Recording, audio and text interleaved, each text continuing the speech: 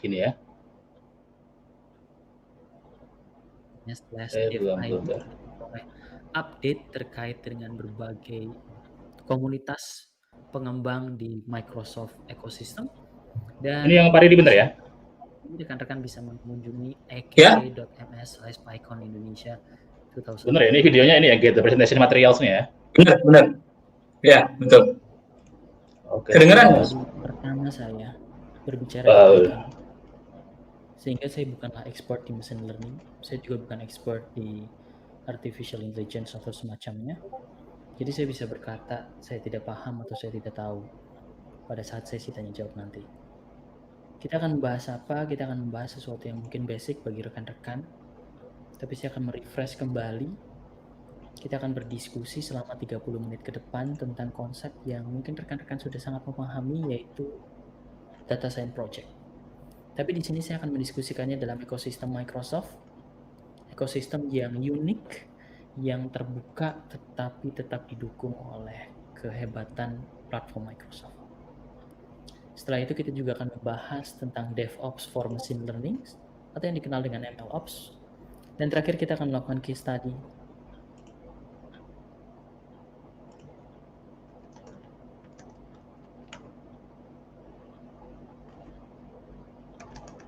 Saya akan memperlihatkan sebuah contoh bagaimana kita mengaplikasikan data science project dengan machine learning dan juga dukungan Azure. Oke, kita membahas bagaimana data science project di Microsoft Ecosystem. Tapi sebelum itu, saya ingin menunjukkan terlebih dahulu bagaimana data science project itu dilakukan secara kasual yang biasa kita lakukan. Pertama, tentu saja kita mengumpulkan sekumpulan data sources atau yang kita kenal dengan dataset. Kemudian kita membuild dan mentrain model kita dengan berbagai macam tools tentunya. Kemudian kita melakukan hyperparameter tuning atau melakukan konfigurasi sedikit mengenai model yang kita susun. Kita melakukan sekumpulan eksperimen yang kita sebut dengan pipeline seperti itu. Dan setelah itu hasil modelnya kita bisa deploy ke dalam kontainer misalnya. Dan kontainer tersebut kemudian kita integrasikan dengan solusi project berbasis perangkat lunak misalnya dengan DevOps. Jadi ini adalah building blocks yang umum yang kita biasa lakukan di data science project. Saya yakin terdapat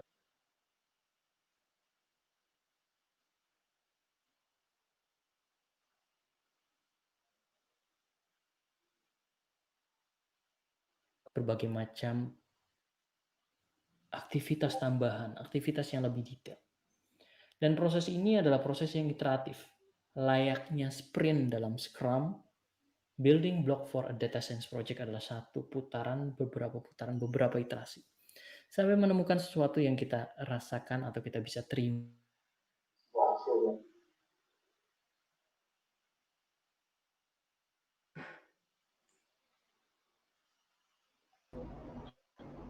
Agak tersendat Pak, bisa dilanjutkan mungkin? Iya, sebenarnya. Yang kita bahas tadi adalah sudut pandang engineers, sudut pandang kita sebagai developers. Bagaimana dengan sudut pandang perusahaan? Secara sederhana, sudut pandang perusahaan itu berfokus pada bagaimana mengumpulkan sekumpulan data yang bisa bermanfaat sebagai seeding sebuah model machine learning. Kemudian model tersebut bisa improve proses operasional mereka, bisa membuat aplikasi yang lebih cerdas, bisa membuat aplikasi yang lebih dynamic. Itu tujuan utama dari machine learning dari sudut pandang organisasi. Lalu bagaimana Microsoft memfasilitasi machine learning dan bagaimana Microsoft mendukung ekosistem pembelajaran dan implementasi machine learning di organisasi. Microsoft memiliki sebuah ekosistem yang kita sebut dengan Microsoft Ecosystem. Salah satu bagian dari Microsoft Ecosystem adalah machine learning sendiri. Di sini kita bisa melihat bagaimana Microsoft Ecosystem di machine learning itu memiliki serangkaian sekumpulan produk, sekumpulan service.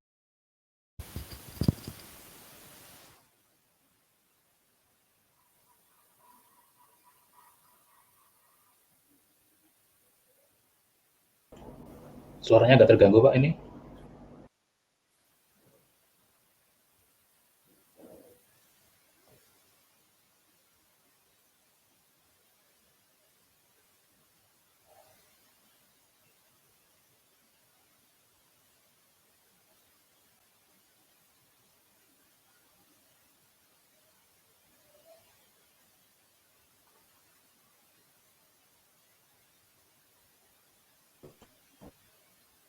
Suaranya nggak keluar ya, Pak ya?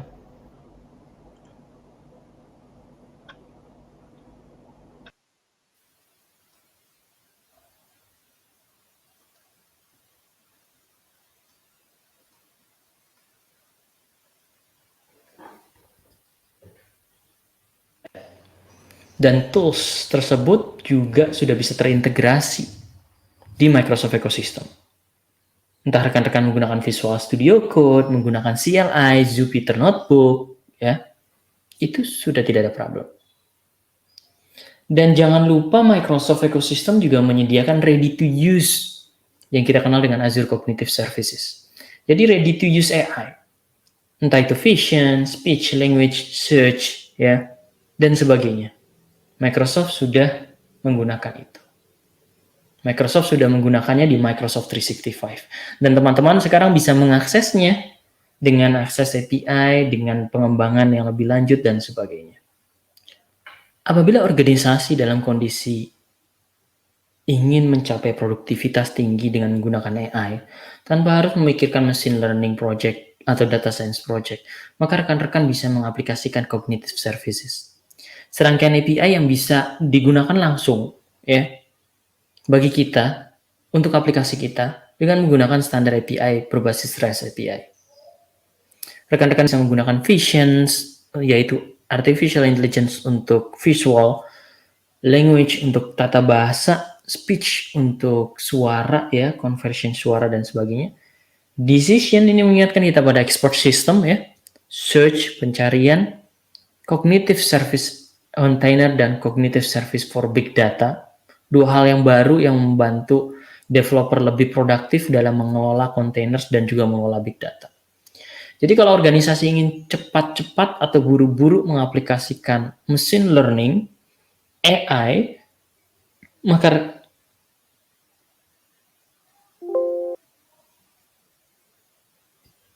organisasi tersebut bisa mengaplikasikan cognitive services. Tapi kalau kita dalam kondisi membutuhkan solusi yang custom, solusi yang sesuai dengan harapan kita, solusi yang unik yang belum tersedia di cognitive services, kita bisa mengembangkannya. Microsoft Ecosystem menyediakan dua pendekatan. Kalau rekan-rekan adalah seorang individuals yang hendak mengembangkan machine learning solutions atau misalnya AI solution yang berbasis pada serangkaian eksperimen pribadi, maka rekan-rekan bisa menggunakan machine learning VMs. Jadi Microsoft sudah memiliki predefined template, ya, yang dapat digunakan untuk rekan-rekan untuk starting the individual data scientist project. Tapi kalau rekan-rekan dalam sebuah tim yang memang membutuhkan konsentrasi, membutuhkan integrasi, kerjasama, mengelola data yang cukup besar, maka kita bisa mengaplikasikan Azure Databricks dan Azure Machine Learning Services. Jadi ada dua pendekatan itu. Either rekan-rekan menggunakan machine learning VMs atau menggunakan kombinasi antara Azure Databricks dan Azure Machine Learning Services. Jadi Microsoft memiliki yang kita sebut dengan Data Science Virtual Machine atau DSVM. DSVM ini adalah sebuah virtual machine yang sudah predefined, sudah by default, sudah memiliki sekumpulan lingkungan dan tools yang memudahkan rekan-rekan untuk melakukan data science project, AI modeling, baik itu di level development atau deployment.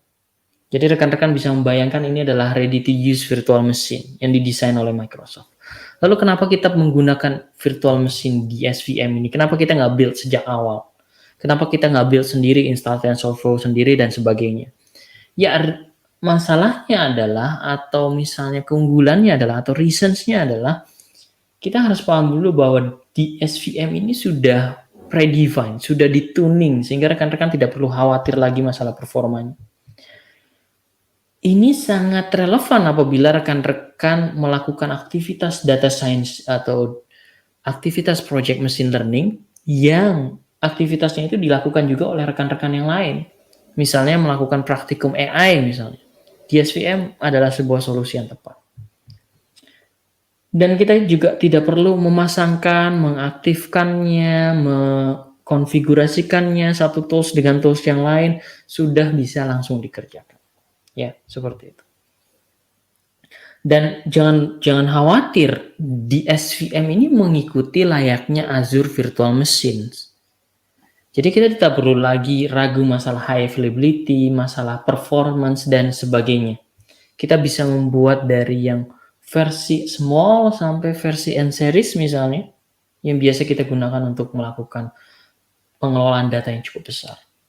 Nah, di demonstrasi kali ini saya akan menyampaikan tentang bagaimana kita memilih, menerapkan, dan menjalankan data science virtual machine di Azure. Mari kita mulai. Oke, di sini saya sudah masuk ke Microsoft Azure, dan untuk mengetahui DSVM atau Data Science Virtual Machines, kita cukup memilih AI plus Machine Learning kategori di sini setelah kita memilih New Resources. Kemudian kita akan melihat ada beberapa pilihan di sini, dan di sini yang direkomendasikan adalah Data Science Virtual Machine Ubuntu ya. Jadi running on top of Linux Ubuntu. Kalau kita coba klik Learn More, maka kita sudah memiliki sekumpulan software yang sudah ready to use dari Anaconda Python, Jupyter Notebook dan sebagainya. Ya, seperti itu. Tapi kalau rekan-rekan lihat ya, kalau kita kembali ke new, kemudian kita memilih see all, maka kita akan melihat data science virtual machine yang lain ya, seperti itu. Kita bisa melihat data science virtual machine Windows ya 2019. Oke. Dan di sini juga rekan-rekan bisa melihat kita memiliki machine learning services ya. Ini yang kita sebut dengan Azure Machine Learning yang nanti akan kita bahas seperti itu. Dan juga Machine Learning Studio Classic, Workspace, dan Web Service. Ini sudah tidak kita bahas lagi ya. Dan rekan-rekan bisa melihat serangkaian resources yang dimiliki yang bisa kita gunakan ya. Yang bisa kita gunakan untuk kebutuhan machine learning project kita ya, seperti itu. Dan kita bisa mengklik salah satunya di sini. Dan kita bisa melihat plan yang diberikan seperti itu, termasuk juga dengan highlight-nya, apa saja yang sudah terpasang, dan sudah terkonfigur dengan NVIDIA driver CUDA, sehingga rekan-rekan bisa menggunakan VM ini, ya, VM ini untuk spesifikasi yang cukup tinggi, seperti layaknya DGX atau yang lain seperti itu. Jadi rekan-rekan nggak perlu khawatir bahwa machine learning ini atau virtual machine ini hanya bisa digunakan untuk sesuatu yang standar. Enggak, dia bisa sampai scale sampai N series juga karena sudah built-in di sana. Pada saat kita create sama halnya dengan kita melakukan aktivitas meng-create virtual machine ya. Kita bisa melihat apa saja yang ditawarkan di sini. Ya, general purpose mulai dari yang RAM 14 GB ini yang disarankan ya. Rekan-rekan bisa lihat seperti itu, atau juga kita bisa kita bisa memilih seri-seri yang lain, B series, F series dan sebagainya seperti itu. Ya, jadi rekan-rekan gak usah khawatir terkait dengan kapasitas dan kapabilitas dari VM ini. Seperti yang saya katakan sebelumnya bahwa selain DSVM kita juga punya opsi yang cukup menarik, opsi Platform as a Services yang kita kenal dengan Azure Machine Learning Services. Azure Machine Learning Services itu secara sederhana adalah Python SDK plus sekumpulan Azure Cloud Services yang membantu rekan-rekan untuk menyiapkan data, pre-processing, build model, train model, kita kelola, kita tuning parameternya, kemudian kita melakukan eksperimen, mengujinya, ya, mengeceknya, menelusuri perubahan nilainya, dan setelah itu kita bisa membantunya untuk mendeploy model kita ke sekumpulan aplikasi dengan kontainer. Dan hal yang menarik dari Azure Machine Learning yang tadi kita bahas itu adalah dia bisa terhubung dengan satu solusi Microsoft Azure yang cukup ternama, yaitu Azure Databricks. Rekan-rekan yang sudah terbiasa melakukan streaming analytics, big data analytics, atau mengambil data struktur dan tidak struktur dari data warehouse ataupun dari relational data, maka Azure Databricks ini bisa menolong rekan-rekan untuk mengambil nilai-nilai yang kita harapkan, mengambil data-data yang kita harapkan, untuk kita proses, untuk kita awali sebagai bagian dari input sebuah machine learning model. Jadi Azure Databricks ini akan membantu secara otomatis bagaimana proses setiap ada data masuk kemudian diproses ke Azure Machine Learning Studio. Jadi kita memahami bahwa ada dua solusi yang bisa saling berkolaborasi untuk menghasilkan sebuah satu kesatuan yang kita kenal nanti dan akan kita bahas sebagai MLOps, yaitu Azure Machine Learning Services dan Azure Databricks. Ya, keduanya bisa bersinkronisasi, bisa berkomunikasi untuk menghasilkan sebuah model yang cukup membuat kita akan terbantu produktivitasnya. Dan jangan khawatir masalah infrastruktur. Rekan-rekan bisa memilih sama halnya dengan di SVM yang sudah kita bahas sebelumnya. Rekan-rekan bisa memilih untuk CPU, GPU, VPGA. Rekan-rekan bisa memilih itu. Ya. Infrastrukturnya sudah bisa di-tuning, auto scalingnya sudah diatur, ya, sehingga tidak perlu khawatir lagi performance. Bahkan security-nya itu sudah terintegrasi dengan Azure AD, sehingga rekan-rekan nggak usah khawatir terkait dengan akses big data yang mungkin confidential untuk beberapa orang. Nah, untuk melihatnya saya akan melakukan demonstrasi terkait dengan Azure Machine Learning Studio. Mari kita lihat. Jadi pertama yang rekan-rekan lakukan adalah rekan-rekan membuat sebuah machine learning services di Microsoft Azure. Nanti itu adalah sebuah placeholder yang bisa menjalankan kita untuk melaunching sebuah machine learning studio. Seperti itu. Jadi di sini kita sudah memiliki machine learning studio. Di sini kita bisa menggunakan designer untuk merancang model machine learning kita. Di sini sebagai contoh ada sebuah designer yang sudah kita susun di sini. Kita melakukan split data, trend model, score model, dan evaluate model seperti itu. Jadi hal yang dilakukan di sini adalah dilakukan secara drag and drop berdasarkan apa yang kita miliki, mulai dari datasetnya apa. Kita juga disediakan loh beberapa dataset yang sifatnya sampel dataset jika dibutuhkan. Dan kita bisa melakukan model training dan sebagainya. Jadi di sini sudah ada, ya, sudah ada. Jadi rekan-rekan bisa melihat. Rekan-rekan juga bisa melihat berbagai menu yang lain yang cukup menarik, ya, seperti itu. Misalnya eksperimen, kita melakukan eksperimen, serangkaian berapa eksperimen, berapa yang berhasil, berapa yang gagal, dan bagaimana hasilnya kita bisa melihat itu semua. Kemudian kita juga bisa melihat pipeline yang kita bahas tadi, ya, sebuah workflow yang kita bisa atur, dan ada juga model. Jadi secara umum yang kita lakukan adalah kita create new di sini, kita membuat sebuah notebook bisa, pipeline juga bisa, dan sebagainya. Atau rekan-rekan bisa langsung menuju designer, kita akan buat satu pipeline dan kemudian kita bisa melakukan drag and drop di sana. Jadi ada banyak cara ke arah sana. Oke. Setelah nanti kita sudah selesai, kita bisa melakukan deployment, ya. Intinya adalah kita memberikan sebuah endpoint di sini, ya. Endpoint yang berupa web services. Ya. Jadi ini adalah Azure Machine Learning dan ada banyak hal yang bisa kita pelajari di sini, dan ini adalah salah satu cara untuk mempelajari machine learning dan memanage machine learning project. Mari kita lanjutkan ke sesi bersama. Kalau tadi kita bicara mengenai infrastruktur agar membuat kita lebih produktif, tools yang membuat kita langsung bisa memulai project machine learning, maka kita juga memerlukan bagaimana cultures pengembangan machine learning yang baik dan benar. Di sini Microsoft memiliki Azure DevOps yang juga bisa disesuaikan untuk kebutuhan machine learning yang Microsoft sebut dengan MLOps.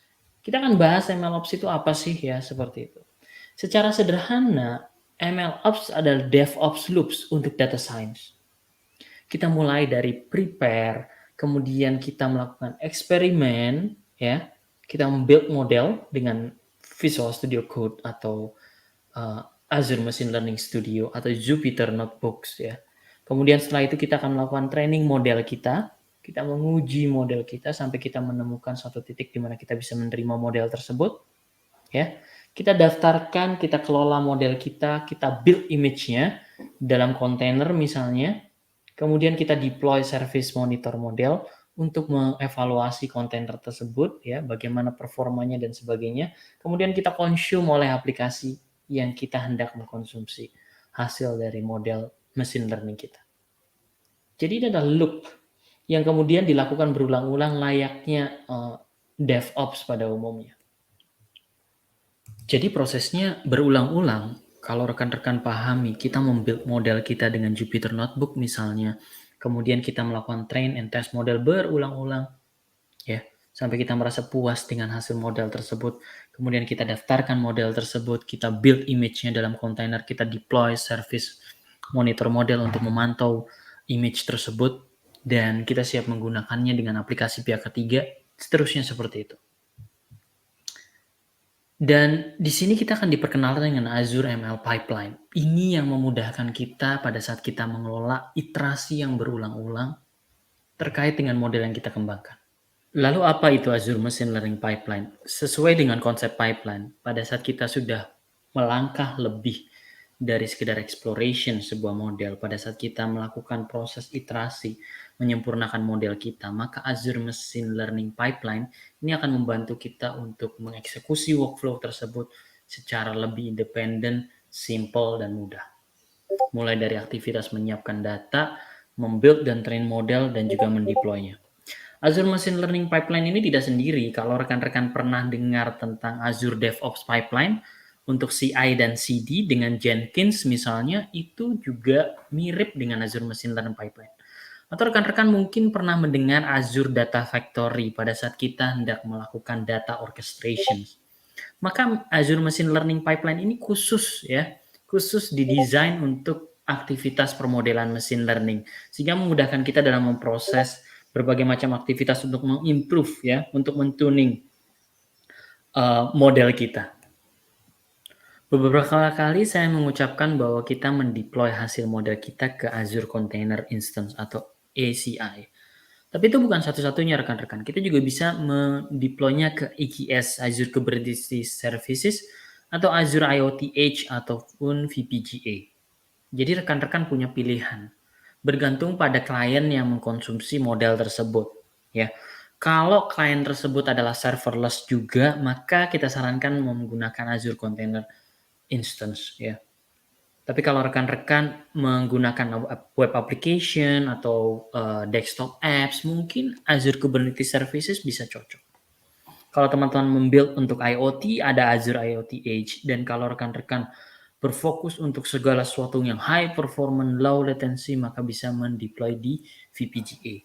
Jadi ada sekumpulan pilihan untuk mendeployment terkait dengan model yang sudah kita kembangkan. Ya, di sesi terakhir ini saya akan menjelaskan sedikit sebuah studi kasus bagaimana kita mengaplikasikan machine learning, mengelola machine learning project dengan Azure Machine Learning Studio, Visual Studio Code, dan Python. Kita memiliki sekumpulan data di sini, ya. Di case study ini kita mengumpulkan data, dan di case study ini kita bicara penggunaan Azure ML Studio. Jadi pendekatan yang paling mudah, paling fleksibel, dan paling produktif itu adalah menggunakan Azure ML Studio. Ya, kita bisa saja membuild dari awal dengan TensorFlow, tapi kita berpikir Azure ML Studio bisa kita gunakan. Datanya kita letakkan di data block, ya. Ini artinya solusi kita cukup kecil datanya. Tidak sampai ribuan atau puluhan ribu, mungkin masih ratusan. Jadi rekan-rekan tahu, jadi pada saat data kita kecil, kita bisa meletakkan di data block. Tapi pada saat sudah cukup besar, big data, data warehouse, kita bisa meletakkannya di Databricks. Untuk notebooknya kita menggunakan compute instance standar DS1 V2, dan juga compute clusternya kita menggunakan standar DST1 V2 for pipeline. Jadi ini adalah getting started. Jadi kalau teman-teman nanti juga mengembangkan model dengan Azure ML Studio, bisa mulai dengan kerangka ini. Datanya disimpan di blob dan sebagainya. Di sini kita akan menjelaskan, kami menggunakan data, ya, datanya itu audio, ya, audionya kita kumpulkan melalui audio set, gitu ya, dan setiap data itu hanya berdurasi 10 detik, kita memiliki 484 sampel, kemudian dari audio itu kita ingin mengenali apakah ini datanya, audio ini happy, sad, relaxed, tense, atau angry, ya, oke. Data yang kita simpan adalah data audio suara binatang, seperti itu. Kemudian kita melakukan transformation. Di sini kita melakukan pendekatan male frequency capstral coefficient (MVCC). Ya, jadi Azure Machine Learning Studio ini mendukung berbagai macam pendekatan transformasi. Ya, seperti itu. Oke, kita menggunakan rasio 8:2 dan datanya kita simpan dalam bentuk JSON. Ya, oke. Kemudian kita import data kita yang kita peroleh tadi yang berupa suara-suara tadi kita import ke AMLS. Jadi AMLS itu bisa mengimport, bisa mengambil datasetnya, kita import, dan data tersebut akan automatically disimpan di Azure Blob Storage. Di kasus-kasus tertentu, mungkin Azure Databricks gitu ya, atau Azure Data Factory itu menghasilkan data yang bisa kita consume, atau Azure SQL Azure. Jadi bisa macam-macam. Tapi kalau kita import dataset dari AMLS, maka akan otomatis disimpan ke Blob Storage. Seperti itu. Oke. Blob storage ini, data yang sudah disimpan, itu akan secara otomatis bisa digunakan untuk automated machine learning dengan menggunakan pipeline tadi, atau bisa menggunakan machine learning designer. Dan di sini saya memilih menggunakan machine learning designer. Ya, seperti itu. Machine learning designer itu adalah salah satu bentuk kemudahan yang kita rasakan sangat mudah karena sudah berbasis drag and drop ya, seperti itu. Kita cukup memilih algoritma apa yang akan kita gunakan, pendekatan clustering, compute cluster apa yang akan kita pilih, ya. Pekerjaannya apa, task for training dan evaluation-nya seperti apa, itu sudah ada aset-aset yang bisa digunakan. Jadi rekan-rekan tidak perlu build from scratch, ya, seperti itu. Dari situ kita akan memperoleh output pipeline-nya. Kita akan melihat perkembangan model tersebut, berapa akurasinya, apakah itu sudah bisa diterima, dan sebagainya. Trainingnya terus kita lakukan, dan kemudian kita juga meng-create inference pipeline. Jadi inference pipeline ini biasa kita gunakan ya, pada saat kita hendak mengkomunikasikan atau menghubungkan antara pipeline kita dengan web service yang nanti akan dikonsumsi oleh klien pihak ketiga atau application services yang lain yang akan mengkonsumsi. Create pipeline ini secara sederhana akan membantu kita meyakinkan bahwa model kita ready to use. Model kita bisa di-deploy dalam kontainer dan kontainernya tersebut bisa di-consume dalam bentuk web services. Seperti itu, ya. Dan yang paling menarik lagi, ya, kita bisa membukanya di Visual Studio Code.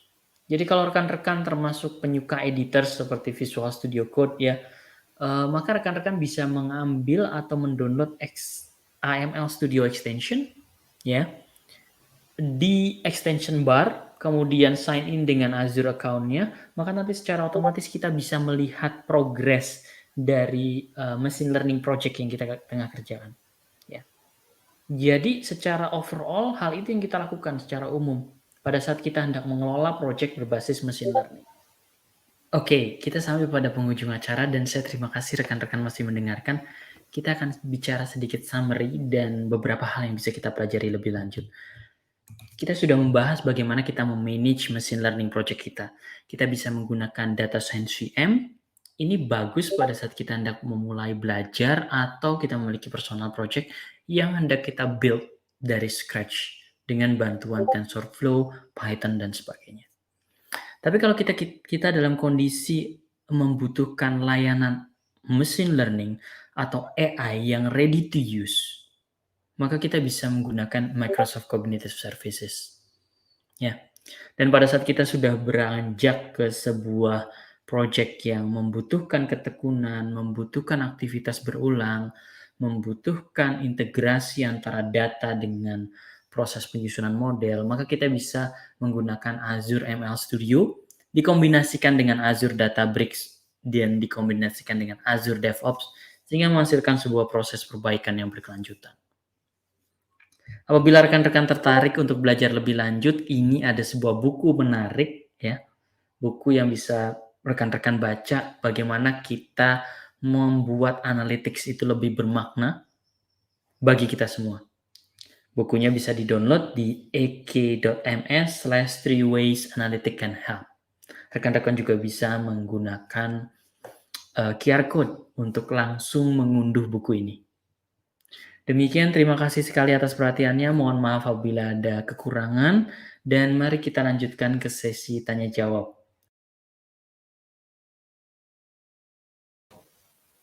Oke, terima kasih Pak Ridi. Thank you for the amazing talk you have shared with us. So we have, for now we have one question, but we'll open for many other questions. So please ask all of the questions through Hopin, and our co-moderator will proceed here. So our first question, pertanyaan pertama ini Pak. Yes, of course. Yeah, Kubeflow can be integrated in Azure ML Studio, especially when we want to deploy the solutions by using Kubernetes services. So the answer is yes. Okay. So I'll add some other question because I'm actually use machine learning a lot, but I mainly use the other vendors, and I see that Microsoft have lots of interesting offer. So how does it integrate with so many other Azure features? Can we I use like Power Apps and then like the block storage. Can we integrate it with all of them? Yeah. For example, in Power Apps, we have connector models. So it means Power Apps can communicate with Azure's MLs through the REST API. So I think Power Apps can also use the result of Azure ML Studio by using the REST API, by providing the connectors, the correct connectors for the communications. Another way is by using Office Intelligence Services. So Microsoft already has Azure's cognitive services that package into the Office. We name it as Office Intelligence Services. So it's also possible to use that. So Power Apps powers Power Virtual Agents, Power BIs, many others powers platform can use the result of the Azure Machine Learning Studio. Okay, interesting. We're still waiting for other question. Meanwhile, I also have lots of questions, but I will add them up first for now.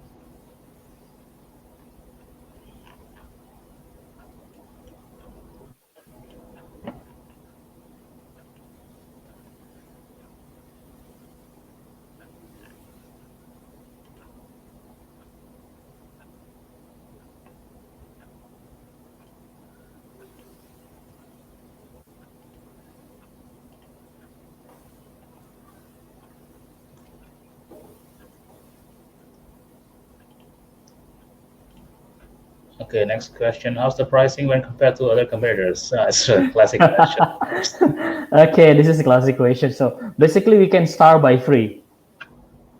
Yeah, we can start by free for some maybe 1,000 call, for example, in cognitive services.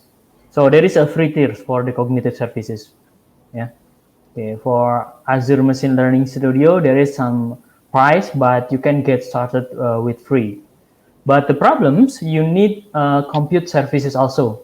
So you need deploy some kind of VMs that integrated with the Azure Machine Learning Studio, and the VM also has a cost based on the computing power that we are using. So I think, this is a classic question. So I have a classic answer. It depends on your workload, but it's starting from free. Cool. So everything has a free tier first, right? And for testing out.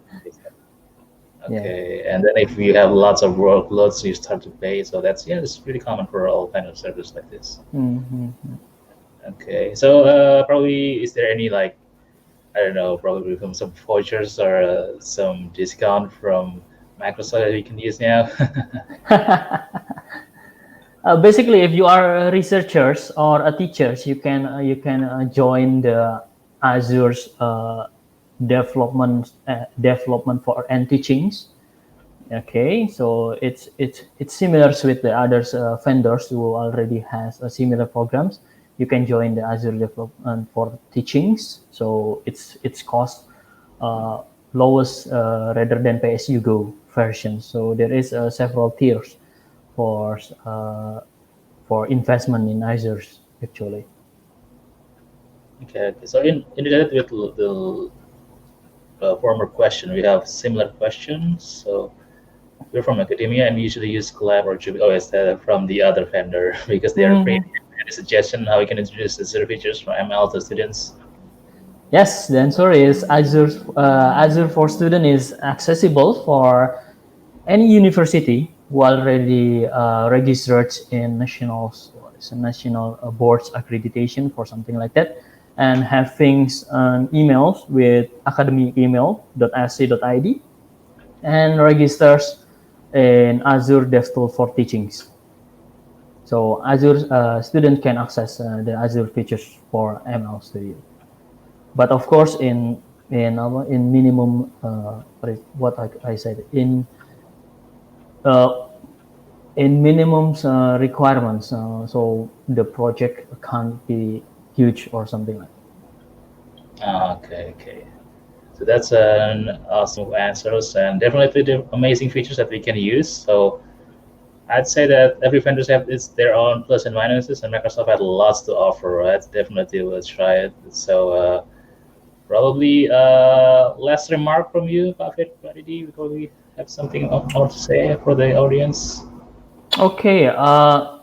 The next big question for us when we learn machine learning or managing data science project is how to make our models and how to make our effort more productive. So Azure Machine Learning Studio might be the answer for your daily productivity in data science project. I think that's enough for me. Thank you. Okay, wait. There is one last question. Okay. Okay, answer it quickly. Okay. It's related to IoT. So what are the options for IoT solutions using Azure ML Studio? Yes, you can use Azure ML Studio to build models, and after that, if you already have satisfied result with the model, you can deploy the Azure Machine Learning Studio result into endpoints and choose the IoT endpoints. You can also choose IoT Edge to deploy the Azure ML Studio result and consume by IoT Edge or something like that. So yes, it has endpoint to deploy into IoT solutions. Okay, cool. So I guess that's the last one. So thank you, Paridi, for the amazing talk you have shared with us. So unfortunately, we're out of time. So thank you so much for all your talk, and we definitely will still connect in the future. We're going to have some after events. So and probably I'm from Jogja, and you're from Gajah Mada University too, right? So Yes. yeah, I recognize even in Jogja too, and we can have definitely. I hope after the pandemic ends, we can do a lot of other offline events after this. Great. So thank you very much. And Yes. good Thank time. you. Thank you. Thank you. Thank you. Thank you.